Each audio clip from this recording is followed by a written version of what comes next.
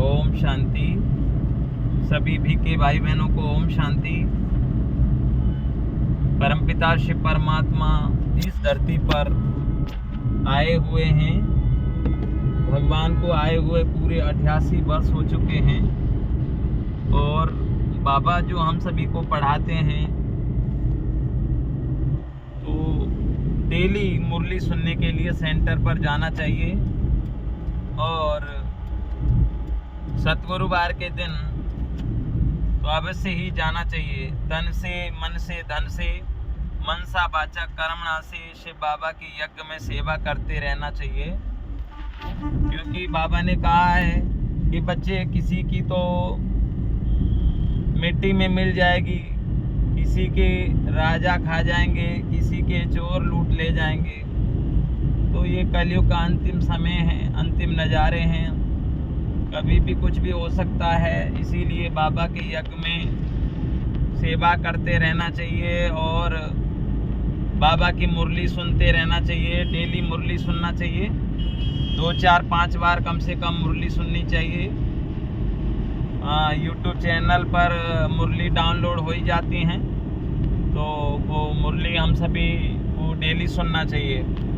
और बाबा की सतगुरुवार के दिन तो हमें हमेशा ही जाना चाहिए, क्योंकि सतगुरुवार के दिन बाबा को जो भोग लगता है, कहते हैं भोग लगाएं भोग नाए मिटाएं। तो बाबा कौन है? कल्प वृक्ष के बीज हैं। तो कहते हैं हम सभी पर बृहस्पति की दशा पड़ी है। बृहस्पति माना पूरे वृक्ष के पति, माना पूरे कल्प वृक्ष के बीज परमात्मा शिव बाबा, जो समस्त विश्व की आत्माओं के पिता परमात्मा, उनको भोग लगता है। तो जब बीज में पानी डालते हैं तो पूरे पेड़ में पहुंच जाता है, पत्तों में भी और फल में भी, सब पूरे पेड़ में पहुंचता है। इसी तरह से बाबा को भोग लगाने से सभी आत्माओं को उसी द्वारा पहुंच जाता है। इसीलिए गुरुवार के दिन बाबा के भोग में अवश्य जाना चाहिए और बाबा की मुरली गहराई के साथ सुननी चाहिए।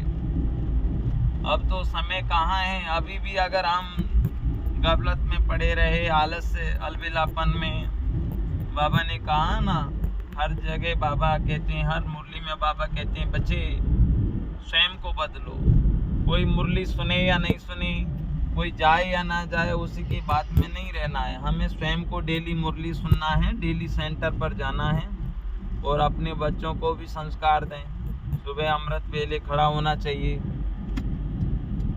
और बाबा की मुरली अमृत वेले के बाद में सुन लेनी चाहिए। तो सभी भीखे भाई बहनों से मैं तो हाथ जोड़ के यही प्रार्थना करता हूँ और यही शुभकामना करता हूँ कि आप सभी हमेशा स्वस्थ रहें, हमेशा सदा निरोग व स्वस्थ रहें, हमेशा खुश रहें, हर मनोकामना पूर्ण हो, हर समस्या का समाधान हो सभी भाइयों की। और बाबा के इसी तरह से बाबा के ज्ञान में चलते रहें, बाबा को पहचानें। बाबा की मुरली के एक एक अक्षर, बाबा की मुरली के अक्षर, एक एक अक्षर कितने के हैं? 1-1 लाख रुपए के हैं। 1 लाख नहीं, 1 करोड़ का एक अक्षर है। इसीलिए मुरली क्लास अवश्य करें। हम तो सभी क्लासें सुनते हैं और अब की बार भी हम मधुबन गए थे, वहाँ पर जो बड़ी बड़ी दीदियों की क्लास करी थी हमने। तो जो गहराइयाँ हैं, जो हम सभी ने इस क्लास के द्वारा जाना कि वास्तव में मुरली क्या है, उनमें बताया गया कि मुरली से पहले हमें सेंटर पर पहुँचना चाहिए, उससे पहले थोड़ा योग करना चाहिए और मुरली के बाद में थोड़ा योग करना चाहिए। तो इसीलिए जो विदेश में जो दीदियाँ सेवा कर रही हैं, बड़ी बड़ी दीदियाँ, उन सभी ने बताया था मुरली का महत्व। इसीलिए आप सभी को बता रहे हैं, स्वयं को बदलें। कोई मुरली सुने या नहीं सुने, हम सभी को मुरली सुननी है और सेंटर पर जाकर ही मुरली सुननी है। तो सभी भीखे भाई बहनों से हाथ जोड़कर यही निवेदन करते हैं कि सतगुरुवार के दिन तो अवश्य जाना ही चाहिए, क्योंकि भगवान धरती पर आए हैं। और अगर हम बाबा की मुरली नहीं सुनेंगे, बाबा अमृत वेला नहीं करेंगे, बाबा को याद नहीं करेंगे, तन से, मन से, धन से, मनसा वाचा कर्मणा से सेवा नहीं करेंगे, तो वो एक समय बाबा ने कहा ना मुरली में कि वो पश्चाताप, एक तरफ तो वो भक्त हैं, वो पश्चाताप कि जो आंसू उनके आँखों से होंगे, और दूसरे नंबर जो बाबा के बच्चों की उनके आंसू होंगे किसके? खून के आंसू। माना कि भगवान तो आया थे, लेकिन भगवान की जो मुरली वो हम समय पर जा नहीं पाते थे।